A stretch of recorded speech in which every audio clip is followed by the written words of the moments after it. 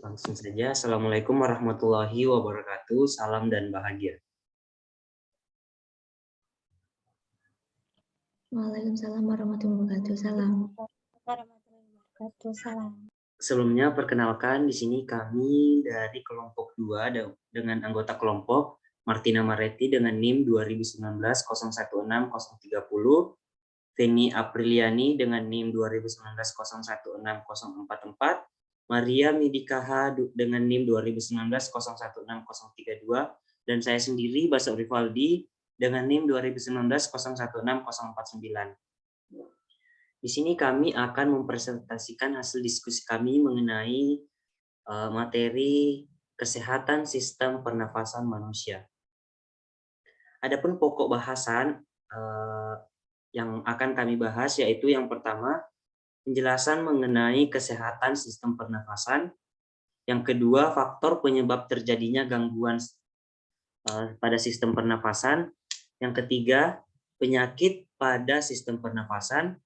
Yang keempat, cara menangani penyakit pada sistem pernafasan. Dan yang kelima, cara menjaga kesehatan pada sistem pernafasan.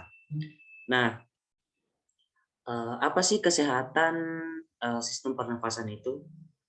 Menurut WHO tahun 1947, sehat adalah keadaan sejahtera, sempurna dari fisik, mental, dan sosial yang tidak terbatas hanya bebas dari penyakit atau kelemahan saja. Nah, kesehatan tidak terfokus pada fisik yang bugar, tetapi meliputi jiwa yang sehat di mana individu dapat bersikap toleran dan dapat menerima perbedaan. Pernafasan atau respirasi adalah peristiwa menghirup udara dari luar yang mengandung O2 atau oksigen ke dalam tubuh serta menghembuskan udara yang banyak mengandung CO2 atau karbon dioksida sebagai sisa dari oksidasi keluar tubuh. Nah, peristiwa menghirup udara ini disebut inspirasi dan menghembuskan udara disebut ekspirasi. Lalu apa-apa saja sih faktor-faktor yang menyebabkan gangguan pada sistem pernafasan? Nah, penyakit pernafasan biasanya disebabkan oleh gangguan pernafasan yang sering dialami, bahkan sampai tahap yang harus disembuhkan. Gangguan pernafasan dapat berasal dari internal maupun eksternal. Namun pada umumnya adalah karena faktor yang diturunkan dari diri itu sendiri atau misal kebiasaan gaya hidup. Dan selain itu untuk faktor keturunan sendiri merupakan faktor yang diturunkan dari keluarga itu sendiri. Misal sepasang suami istri melahirkan seorang anak yang memiliki penyakit asma. Ternyata ayahnya memiliki riwayat penyakit asma dan itu diturunkan kepada anaknya. Kemudian beberapa kebiasaan atau gaya hidup yang mempengaruhi atau menimbulkan gangguan pada pernafasan. Yang pertama itu ada kebiasaan merokok. Nah, merokok merupakan kebiasaan yang menjadi penyebab utama gangguan pernafasan karena dengan rokok akan meninggalkan ribuan toksin dalam paru-paru seperti tar, karbon monoksida, dan nikotin. Kemudian yang kedua itu karena kurang berolahraga. Nah, mengapa? Karena olahraga itu sangat penting untuk tubuh, bahkan untuk pernafasan. Nah, jika kita kurang berolahraga, badan kita akan mudah menjadi tidak fit. Nah, kurangnya gerak dan berolahraga menyebabkan aliran darah tidak lancar, sehingga nutrisi bagi sel-sel jaringan dan organ tubuh sangat minim dan sistem imunitas tubuh akan menjadi terganggu sehingga tubuh menjadi rentan terhadap infeksi. Kemudian yang ketiga itu ada kurang istirahat atau tidur. Nah, kurang tidur yang cukup penting karena sistem kekebalan tubuh tetap berfungsi dengan baik karena pada saat kita tidur, tubuh akan mengembalikan dan merehabilitasi kerja semua sel-sel tubuh, termasuk jaringan yang menghasilkan sel-sel kekebalan tubuh. Kemudian yang keempat ada tingkat stres. Ketidakseimbangan hormon akan terjadi pada organ yang mengalami stres. Ketidakseimbangan hormon akan mengakibatkan sistem metabolisme dan daya tahan tubuh menurun.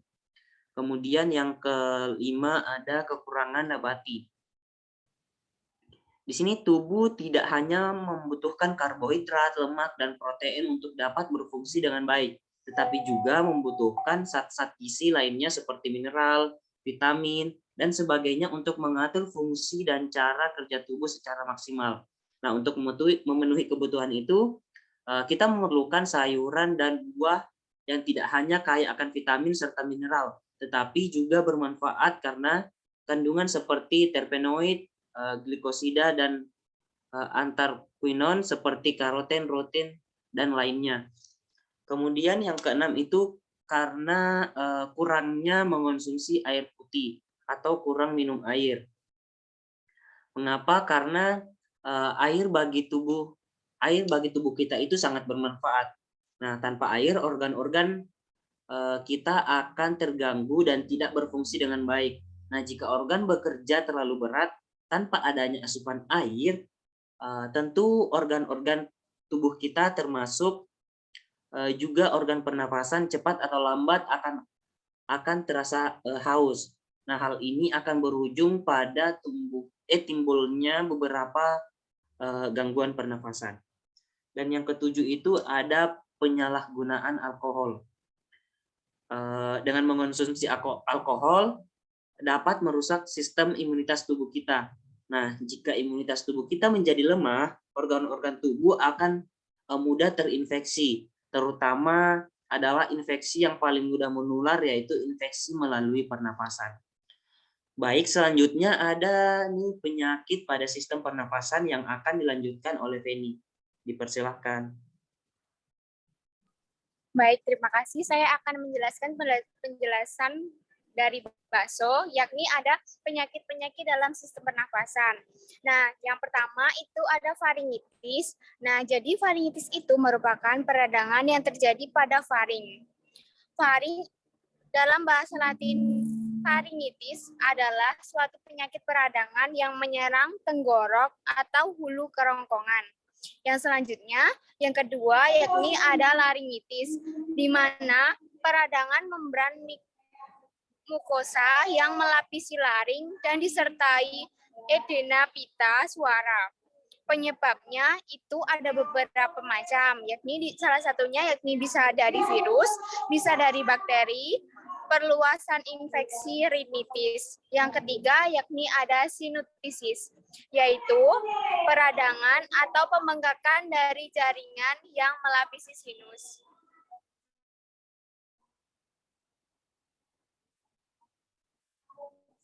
Slide selanjutnya, yang selanjutnya itu ada penyakit rinitis, peradangan dan iritasi yang terjadi di membran mukosa di dalam hidung. Yang selanjutnya ada pneumonia. Nah, pneumonia ini adalah proses peradangan pada parenkim paru-paru yang biasanya dihubungkan dengan meningkatnya cairan pada alveoli radang paru-paru, atau pneumonia adalah kondisi inflamasi pada paru. Utamanya mempengaruhi kantung-kantung udara mikroskopik yang dikenal sebagai alveolus. Selanjutnya,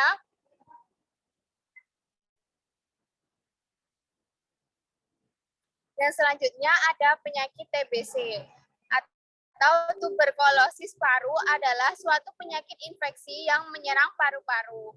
Menurut Alodokter, tuberkulosis yang juga dikenal dengan singkatan TBC merupakan penyakit menular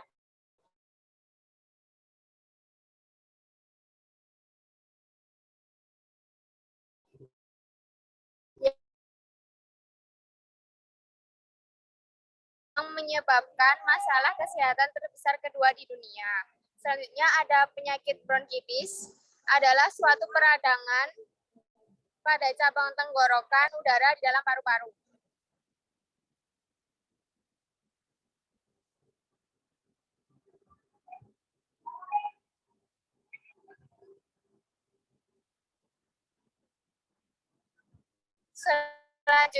Selanjutnya akan dijelaskan oleh Midi. Kepada Midi Yang berikut, cara menangani penyakit pada sistem pernapasan. Yang pertama, yaitu faringitis. Dengan cara mengobati radang tenggorokan atau faringitis dengan beberapa bahan alami. Penyakit faringitis kadang juga diiringi dengan batuk. Cara untuk mengobatinya adalah mengonsumsi buah pisang, madu, ataupun konsumsi jus kiwi. Bagi ibu hamil, mengatasi radang tenggorokan bisa dengan mengonsumsi jus wortel, jus pisang, yogurt, dan menghirup teh kamomile. Selanjutnya, yang kedua, laringitis. Laringitis dapat ditangani dengan istirahat dan obat-obatan. Caranya yang pertama, istirahat bicara. Istirahat bicara ini dilakukan dalam 2 atau 3 hari untuk mengurangi gejala sehingga suara dapat kembali dengan normal. Yang kedua, menghindari bahan iritan. Yang ketiga, menghirup udara lembab dan hangat. Yang keempat, dengan mengonsumsi obat-obatan. Jika laringitis tidak sembuh dengan pengobatan mekanis, maka dapat diberikan obat-obatan agar gejalanya cepat sembuh atau hilang. Slide yang selanjutnya, yaitu ada sinusitis. Sinusitis ini belum sampai di tahap kronis. Mungkin dapat diobati sendiri di rumah dengan berbagai cara, termasuk penggunaan obat. Cara pengobatan yang dilakukan di rumah yakni menghirup uap, tidur dengan kepala terangkat, minum obat dengan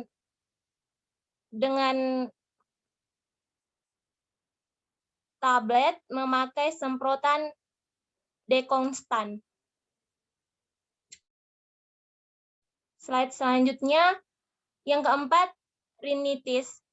Rinitis dapat diatasi dengan irigasi atau bilas hidung dan obat pilek yang dapat dibeli tanpa resep.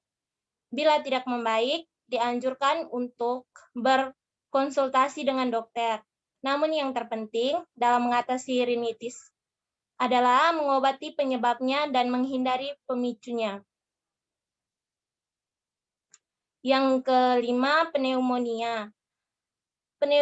Pengobatan ini bisa dilakukan sendiri di rumah dengan mengonsumsi antibiotik yang diresepkan dari dokter, serta banyak istirahat dan minum.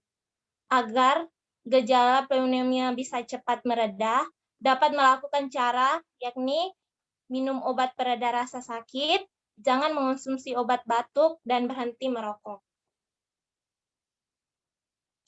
Yang keenam, TBC atau tuberkulosis. Penyakit TBC dapat disembuhkan dengan menjalani pengobatan yang tepat dan sesuai aturan. Biasanya penderita diharuskan mengonsumsi obat TBC selama 6-12 bulan. Pengobatan TBC yang dapat dilakukan melalui kombinasi beberapa jenis anti-tuberkulosis, yaitu obat antibiotik yang khusus digunakan untuk menghentikan infeksi bakteri TBC. Pengobatan terdiri atas 2 tahap, yaitu tahap intensif dan tahap lanjutan. Slide selanjutnya akan dijelaskan oleh teman saya, Mareti. Baik, terima kasih atas waktunya. Di sini saya akan melanjutkan slide selanjutnya. Cara menjaga sistem pernapasan. Bernapas mempunyai peran penting untuk kelangsungan hidup manusia, sehingga sistem pernapasan harus dijaga dengan mengubah pola gaya hidup menjadi lebih sehat. Nah, ada beberapa cara yang bisa diterapkan untuk menjaga kesehatan sistem pernapasan, antara lain, 1. Olahraga secara rutin dan teratur. Di sini maksudnya rutin berolahraga dapat menjaga kesehatan paru-paru dan melancarkan sirkulasi peredaran darah sehingga oksigen yang disalurkan ke otak dan ke seluruh tubuh menjadi lebih lancar. Kedua, menghindari asap rokok. Asap rokok sangat berbahaya karena dapat menyebabkan berbagai penyakit, terutama pada organ pernapasan, di mana toksin yang ada di dalam rokok dapat menyebabkan kinerja paru-paru menjadi tidak optimal sehingga muncul berbagai pneumonia, asma, dan batuk. Ketiga, mengkonsumsi makanan sehat, bergizi, dan seimbang. Makan kalian dengan menu sehat dan bergizi dengan mengkonsumsi makanan yang mengandung protein, baik daging, telur, ikan, kacang-kacangan, biji-bijian, serta kedelai, dan buah-buahan, susu, dan olahan lainnya. Keempat, rajin mencuci tangan agar terhindar dari bakteri dan virus. Nah, rajin mencuci tangan ini dapat menggunakan air dan sabun sehingga kita dapat terhindar dari bakteri, virus, dan kotoran yang dapat menyebabkan penyakit. Selanjutnya yang kelima yaitu menghindari polusi udara. Sebisa mungkin kita harus menggunakan masker karena masker menjadi solusi untuk meminimalisir masuknya debu dan kotoran ke organ pernapasan, terutama saat kita keluar menggunakan sepeda motor dan berjalan kaki. Yang keenam adalah istirahat yang cukup. Di sini maksudnya waktu tidur yang cukup itu sekitar 6-8 jam per hari dapat memperkuat sistem kekebalan tubuh dalam melawan infeksi, menurunkan risiko penyakit seperti jantung, diabetes, dan penyakit kronis lainnya. Yang ketujuh, menjaga kebersihan dan lingkungan. Menjaga kebersihan ini merupakan hal yang penting karena berpengaruh pada udara di sekitar yang akan kita hirup. Dengan menjaga kebersihan akan menghindarkan kita dari kuman dan penyakit lainnya. Selanjutnya yaitu kesimpulan. Kesimpulan dari materi yang kelompok 2 telah jelaskan yaitu 1. Sistem pernapasan adalah sistem di dalam tubuh manusia yang mengatur masuknya gas oksigen dari atmosfer dan keluarnya gas karbon dioksida dari dalam tubuh. Kedua, penyakit atau gangguan pernapasan manusia bermacam-macam. Penyakit infeksi pada saluran pernapasan atas yaitu faringitis, laryngitis, sinusitis, pneumonia, tuberkulosis paru, dan bronkitis. Ketiga, faktor penyebab gangguan sistem pernapasan bisa dari bakteri, virus, jamur, kuman, kebiasaan hidup maupun lingkungan. Yang keempat, memiliki beberapa cara dalam menangani penyakit pada sistem pernapasan. Yang kelima, cara menjaga kesehatan pada sistem kesehatan seperti olahraga secara rutin dan teratur, mengkonsumsi makanan sehat, bergizi dan seimbang, menghindari asap rokok, rajin mencuci tangan, menghindari polusi udara, istirahat yang cukup, dan menjaga kebersihan lingkungan. Baik, terima kasih. Sekian presentasi dari atas kesempatannya. Wabillahi taufiq wal hidayah. Wassalamualaikum warahmatullahi wabarakatuh. Waalaikumsalam warahmatullahi wabarakatuh. Terima kasih teman-teman. Terima kasih. Juga.